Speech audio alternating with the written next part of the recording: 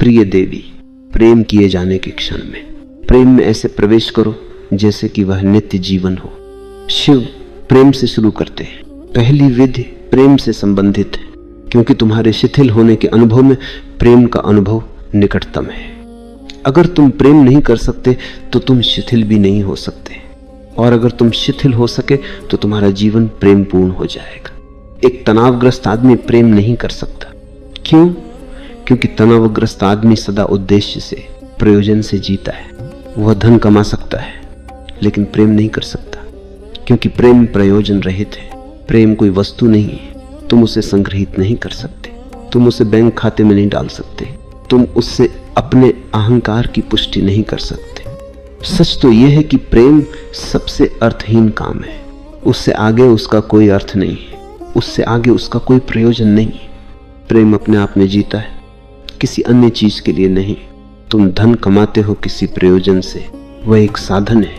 तुम मकान बनाते हो किसी के रहने के लिए, वह भी एक साधन है। प्रेम साधन नहीं है। तुम क्यों प्रेम करते हो? किस लिए प्रेम करते हो? प्रेम अपना लक्ष्य आप है। यही कारण है कि हिसाब किताब रखने वाला मन, तार्किक मन, प्रयोजन की भाषा में सोचने वाला प्रेम नहीं कर सकता। और जो मन प्रयोजन की भाषा में सोचता है वो तनावग्रस्त होगा, क्योंकि प्रयोजन भविष्य में ही किया जा सकता है, यहां और अभी नहीं। पूरा तुम एक मकान बना रहे हो, तुम उसमें अभी नहीं रह सकते, पहले बनाना होगा। तुम भविष्य में उसमें रह सकते हो, अभी नहीं। तुम अभी कमाते हो, बैंक बैलेंस भविष्य में बनेगा, अभी नहीं। अभी साधन का उपयोग कर सकते हो, साध्य भविष्य में। प्रेम सदा यहां है और अभी है। प्रेम का कोई भविष्य नहीं है। यही वजह है कि प्रेम ध्यान के इतने करीब है। यही वजह है कि मृत्यु भी ध्यान के इतने करीब है, क्योंकि मृत्यु भी यहाँ और अभी है, वो भविष्य में नहीं घटती। क्या तुम भविष्य में मर सकते हो? वर्तमान में ही मर सकते हो। कोई कभी भविष्य में नहीं मरा। भविष्य में कैसे मर सकते हो? या अतीत में कैसे मर सकते हो? अतीत जा चुका हो, वो अब नहीं है, इसलिए अतीत में नहीं मर सकते। और भविष्य अभी आया नहीं है, इसलिए उसमें कैसे मरोगे? मृत्यु सदा वर्तमान में होती है।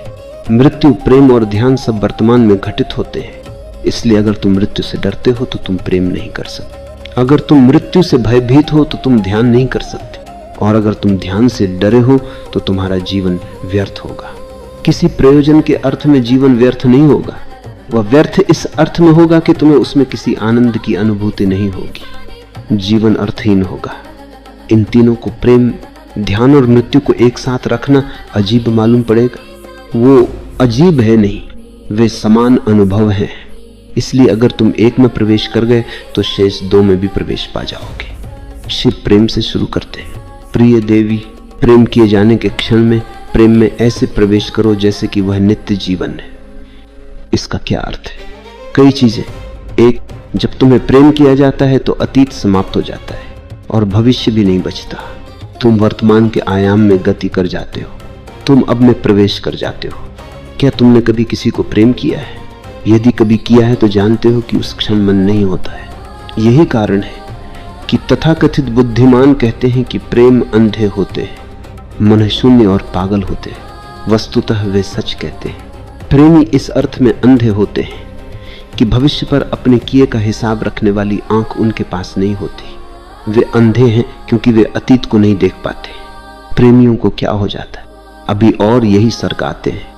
अतीत और भविष्य की चिंता नहीं करते, क्या होगा इसकी चिंता नहीं लेते।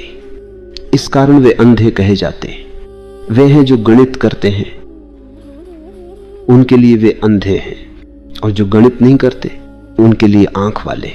जो हिसाब नहीं है वे देख लेंगे कि प्रेम ही असली आंख है, वास्तविक दृष्टि है।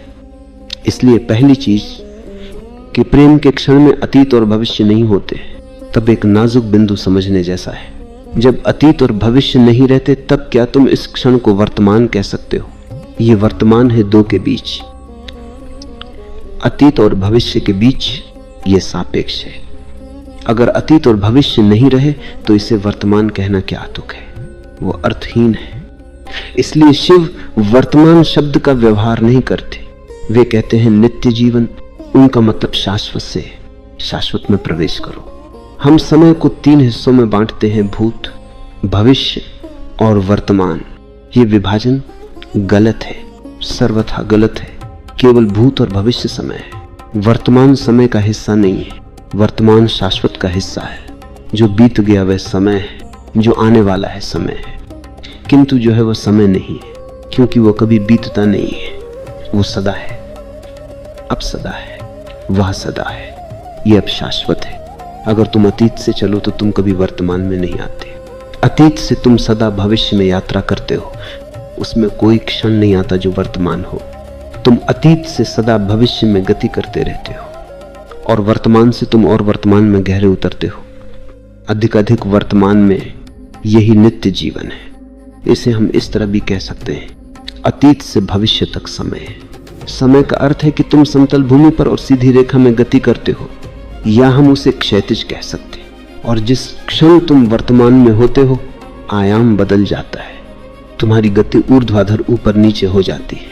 तुम ऊपर ऊंचाई की ओर जाते हो या नीचे गहराई की ओर जाते हो, लेकिन तब तुम्हारी गति क्षैतिज या समतल नहीं होती है। बुद्ध और शिव शाश्वत में रहते, समय में नहीं। जीसस से पूछा गया कि आपके प्रभु के राज्य में क्या होगा। जो पूछ रहा था वो समय के बारे में नहीं पूछ रहा था। वो जानना चाहता था कि वहां उसकी वासनाओं का क्या होगा, वे कैसे पूरी होंगी। वह पूछ रहा था कि क्या वहां अनंत जीवन होगा या वहां मृत्यु भी होगी, क्या वहां दुख भी रहेगा और छोटे और बड़े लोग भी होंगे। जब उसने पूछा कि आपके प्रभु के राज्य में क्या होगा, तब वह इसी दुनिया की बात पूछ रहा था। और जीसस ने उत्तर दिया, ये उत्तर जैन संत के उत्तर जैसा है, वहां समय नहीं होगा। जिस व्यक्ति को यह उत्तर दिया गया था उसने कुछ नहीं समझा होगा। जीसस ने इतना ही कहा, वहां समय नहीं होगा। क्यों? क्योंकि समय क्षैतिज है और प्रभु का राज्य ऊर्ध्वगामी है। वह शाश्वत है, वह सदा यहाँ है। उसमें प्रवेश के लिए तुम्हें समय से हट भर जाना है। तो प्रेम पहला द्वारा है, इसके द्वारा तुम समय के बाहर निकल सकते हो। यही कारण है कि हर आदमी प्रेम चाहता है, हर आदमी प्रेम करना चाहता है, और कोई नहीं जानता कि प्रेम को इतनी महिमा क्यों दी जाती है, प्रेम के लिए इतनी गहरी चाह क्यों है। और जब तक तुम ये ठीक से न समझ लो, तुम न प्रेम कर सकते हो न पा सकते हो, क्योंकि इस धरती पर प्रेम गहन से गहन घटना है। मुझे एक कथा याद आती है। मीरा कृष्ण के प्रेम में थी। वह गृहिणी थी। एक राजकुमार की पत्नी राजा को कृष्ण से ईर्ष्या होने लगी। कृष्ण थे नहीं, वे शरीर से उपस्थित नहीं थे। कृष्ण और मीरा की शारीरिक मौजूदगी में 5000 वर्षों का फासला था। इसलिए यथार्थ में मीरा कृष्ण के प्रेम में कैसे हो सकती थी? समय का अंतराल इतना लंबा था। एक दिन राणा ने मीरा से पूछा, तुम अपने प्रेम की बात किए जाती हो, तुम कृष्ण के आसपास नाचती गाती हो, लेकिन कृष्ण हैं कहां? तुम किसके प्रेम में हो? किससे सतत बातें किए जाती हो? मीरा ने कहा, कृष्ण यहां है, तुम नहीं हो, क्योंकि कृष्ण शाश्वत है। तुम नहीं हो, वे यहां सदा होंगे, सदा थे। वे यहां हैं, तुम यहां नहीं हो। एक दिन तुम यहां नहीं थे, किसी दिन फिर यहां नहीं होगे। इसलिए मैं कैसे विश्वास करूं कि इन दो अनस्तित्व के बीच तुम हो? दो अनस्तित्व के बीच अस्तित्व क्या संभव है? राणा समय में है और कृष्ण शाश्वत में है। तुम राणा के निकट हो सकते हो, लेकिन दूरी नहीं मिटाई जा सकती। तुम दूर ही रहोगे, और समय में तुम कृष्ण से बहुत दूर हो सकते हो, तो भी तुम उनके निकट हो सकते हो। यह आयाम ही और है। मैं अपने सामने देखता हूं, वहां दीवार है, फिर मैं अपनी आंखों को आगे बढ़ाता हूं और वहां आकाश है। जब तुम समय में देखते हो तो वहां दीवार है, और जब तुम समय के पार देखते हो तो वहां खुला आकाश है, अनंत आकाश। प्रेम अनंत का द्वार खोल सकता है, अस्तित्व की शाश्वतता का द्वार। इसलिए अगर तुमने कभी सच में प्रेम किया है तो प्रेम को ध्यान की विधि बनाया जा सकता है।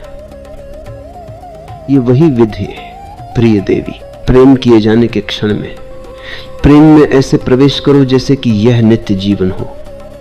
बाहर बाहर रहकर प्रेमी मत बनो, प्रेम पूर्ण होकर शाश्वत में प्रवेश करो। जब तुम किसी को प्रेम करते हो तो क्या तुम वहां प्रेमी की तरह होते हो? अगर होते हो तो समय में हो, और तुम्हारा प्रेम झूठा है, नकली है। अगर तुम अब भी वहां हो और कहते हो कि मैं हूं, तो शारीरिक रूप से नजदीक होकर भी आध्यात्मिक रूप से तुम्हारे बीच दो ध्रुवों की दूरी कायम रहती है। प्रेम में तुम न रहो, सिर्फ प्रेम रहे, इसलिए प्रेम ही हो जाओ। अपने प्रेमी या प्रेमिका को दुलार करते समय दुलारी हो जाओ। चुंबन लेते समय चूमने वाले या चूमे जाने वाले मत रहो, चुंबनी बन जाओ। अहंकार को बिल्कुल भूल जाओ, प्रेम के कृत्य में घुल मिल जाओ। कृत्य में इतनी गहराई से समा जाओ कि करता न रहे। और अगर तुम प्रेम में नहीं गहरे उतर सकते तो खाने और चलने में गहरे उतरना कठिन होगा, बहुत कठिन होगा, क्योंकि अहंकार को विसर्जित करने के लिए प्रेम सबसे सरल मार्ग है। इसी वजह से अहंकारी लोग प्रेम नहीं कर पाते। वे प्रेम के बारे में तो कह सकते, गीत गा सकते, लिख सकते, लेकिन वे प्रेम नहीं कर सकते। तो अहंकार प्रेम नहीं कर सकता है। शिव कहते हैं प्रेमी हो जाओ। जब आलिंगन में हो तो आलिंगन हो जाओ, चुंबन लेते समय चुंबन हो जाओ।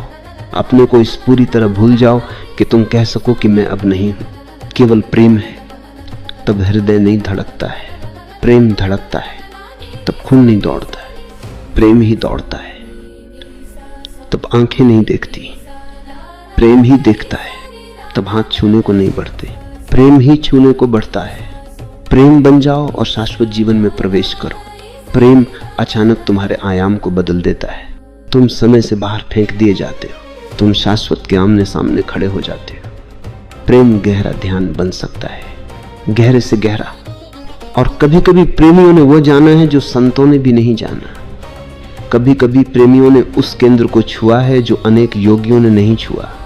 शिव को अपनी प्रिय देवी के साथ देखो, उन्हें ध्यान से देखो, वे दोनों ही मालूम होते, वे एक ही हैं। ये एकांत इतना गहरा है। हम सबने शिवलिंग देखे हैं, ये लैंगिक प्रतीक है, शिव के लिंग का प्रतीक है। लेकिन वह अकेला नहीं है, वह देवी की योनि में स्थित है। पुराने दिनों के हिंदू बड़े साहसी थे। अब जब तुम शिवलिंग देखते हो तो याद नहीं रहता कि ये एक लैंगिक प्रतीक है। हम भूल गए, हमने चेष्टापूर्वक इसे पूरी तरह भुला दिया है। प्रसिद्ध मनोवैज्ञानिक जुंग ने अपनी आत्मकथा में एक मजेदार घटना का उल्लेख किया है। वो भारत आया और कोणार्क देखने को गया। कोणार्क के मंदिर में शिवलिंग है। जो पंडित उसे समझाता था उसने शिवलिंग के सिवाय सब कुछ समझाया, और वे इतने थे कि उनसे बचना मुश्किल था। जुंग तो सब जानता था, लेकिन पंडित को सिर्फ चिढ़ाने के लिए पूछता रहा कि ये क्या है। तो पंडित ने आखिर जुंग के कान में कहा कि मुझे यहां मत पूछिए, मैं पीछे आपको बताऊंगा, ये गोपनीय है। जुंग मन ही मन हंसा होगा। ये हैं आज के हिंदू। फिर बाहर आकर पंडित ने कहा कि दूसरों के सामने आपका पूछना उचित न था, अब मैं बताता हूं, यह गुप्त चीज है।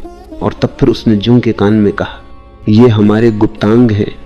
जुंग जब यहां से वापस गया तो वह एक महान विद्वान से मिला, पूर्वीय चिंतन और दर्शन के ज्ञाता हेनरिक जिमर से। जुंग ने यह किस्सा जिमर को सुनाया। जिमर उन थोड़े से मनुष्यों में था जिन्होंने भारतीय चिंतन में डूबने की चेष्टा की थी। जब उसने जुंग से यह सुना तो वह हंसा और बोला, बदलाव के लिए अच्छा है। मैंने बुद्ध, कृष्ण, महावीर जैसे महान भारतीयों के बारे में सुना है। तुम जो सुना रहे हो वह किसी महान भारतीय के संबंध में नहीं, भारतीयों के संबंध में कुछ कहता है। शिव के लिए प्रेम महाद्वार है, और उनके लिए काम वासना निंदनीय नहीं, उनके लिए काम बीज है और प्रेम उसका फूल है। अगर तुम बीज की निंदा करते हो तो फूल की भी निंदा अपने आप हो जाती है। काम प्रेम बन सकता है, और अगर वह कभी प्रेम नहीं बनता है तो वह पंगु हो जाता है। पंगुता की निंदा करो, काम की नहीं। प्रेम को खिलना चाहिए, उसको प्रेम बनना चाहिए। और अगर ये नहीं होता है तो यह काम का दोष नहीं है, यह दोष तुम्हारा है। काम को कम नहीं करना है, यही तंत्र की शिक्षा है। उसे प्रेम में रूपांतरित होना ही चाहिए, और प्रेम को भी प्रेम ही नहीं रहना है, उसे प्रकाश में, ध्यान के अनुभव में, अंतिम परम रहस्यवादी शिखर में रूपांतरित होना चाहिए। प्रेम को रूपांतरित कैसे किया जाए? कृत्य हो जाओ और कर्ता को भूल जाओ। प्रेम करते हुए प्रेम महज प्रेम हो जाओ। तब ये तुम्हारा प्रेम, मेरा प्रेम या किसी अन्य का प्रेम नहीं है। तब ये मात्र प्रेम है। जबकि तुम नहीं हो, जबकि तुम परम स्रोत या धारा के हाथ में हो, तब कि तुम प्रेम में हो।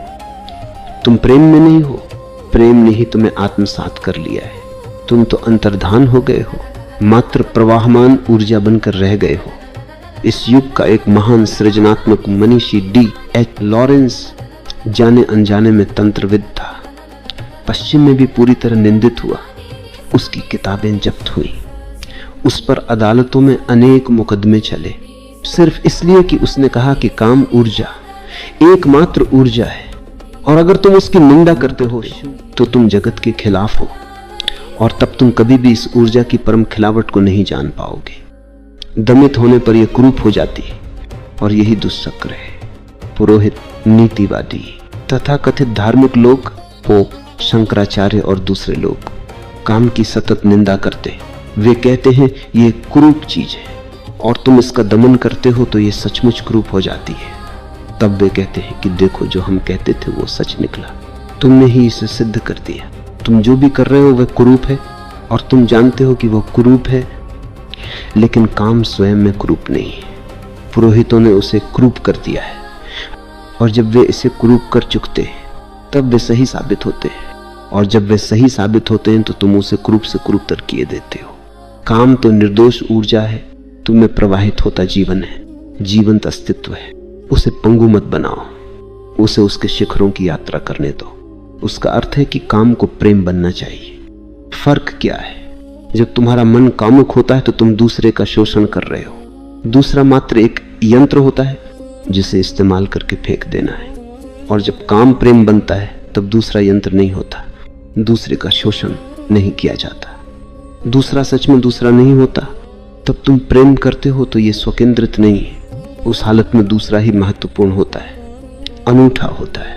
तब तुम एक दूसरे का शोषण नहीं करते, तब दोनों एक गहरे अनुभव में सम्मिलित हो जाते हो, साझीदार हो जाते हो। तुम शोषक और शोषित न होकर एक दूसरे को प्रेम की ओर ही दुनिया में यात्रा करने में सहायता करते हो। काम शोषण है, प्रेम एक भिन्न जगत में यात्रा